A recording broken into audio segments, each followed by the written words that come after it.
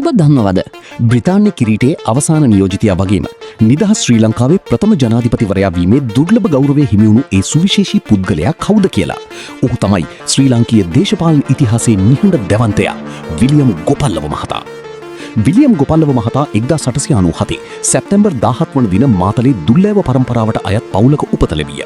ඔහු මහනුවර ධර්මරාජ විද්‍යාලයෙන් සහ සාන්ත අන්තෝනි විද්‍යාලයෙන් මූලික අධ්‍යාපනය ලැබූ අතර පසුව නීති විද්‍යාලයට ඇතුළත් වී නීතිඥවරයෙකු ලෙස වෘත්තීය ජීවිතය ආරම්භ කළේය. ඔහු දේශපාලනයට වඩා රාජ්‍ය පාලනය සහ පරිපාලනය පිළිබඳ දැඩි උනන්දුවක් දැක්වූවෙකි. ඔහු මහනුවර නගර සභාවේ නාගරික කොමසාරිස්වරයා ලෙසත් පසුව කොළඹ නගර සභාවේ නාගරික කොමසාරිස්වරයා ලෙසත් සේවය කළේය. පසුව ඔහු ශ්‍රී ලංකාව නියෝජනය කරමින් චීනය, ඇමරිකා එක්සත් ජනපදය සහ කියුබාව යන රටවලේ තානාපතිවරයා ලෙසද කටයුතු කළේය. 1962 දී එවකට අගමැතිනිය වූ සිරිමාවෝ බණ්ඩාරනායක මැතිනිය විසින් ඔහුව මෙරට අග්‍රාණ්ඩුකාරවරයා ලෙස පත් කරන ලදී. ඔහු එම ධූරයට පත් වූ දෙවන ලාංකිකයා වේ.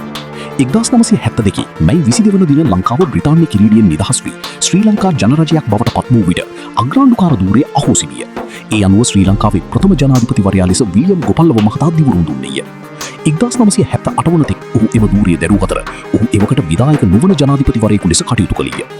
විලියම් ගොපල්ලව මහතාගේ සුවිශේෂී ගුණාංගය වූයේ ඔහු කිසිදු දේශපාලන පක්ෂයකට පක්ෂග්‍රාහී නොවීමයි. ඔහු සෑම දේශපාලන පක්ෂයකම නායකයන්ගේ ගෞරවය දිනාගත් අයෙකු විය. 1978 දී මෙරට විධායක ජනාධිපති ක්‍රමය හඳුන්වා දීමෙන් පසු ඔහු සිය ධූරයෙන් විශ්‍රාම ගත්තේය. ඔහු ඉතාමත් සරල දිවියක් ගත කළ බෞද්ධ ප්‍රතිපත්තිගරුක පුද්ගලයෙකි. 1981 ජනවාරි 30 වන දින වයස අවුරුදු 83 දී ඔහු අභාව ප්‍රාප්ත විය. ශ්‍රී ලංකාවේ අභිමානීය ලොවට පෙන්වූ මේ ශ්‍රේෂ්ඨ නායකයා ගැන ඔබ මීට කලින් දැනගෙන හිටියද? මෙවැනිම වටිනා ඉතිහාස කතා දැනගන්න අදම අපව ෆොලෝ කරන්න. ඔබ හිතන විදිහට වර්තමාන නායකයන්ට ඔහුගෙන් ගත හැකි ලොකුම ආදර්ශය මොකක්ද? පහලින් කමෙන්ට් කරන්න.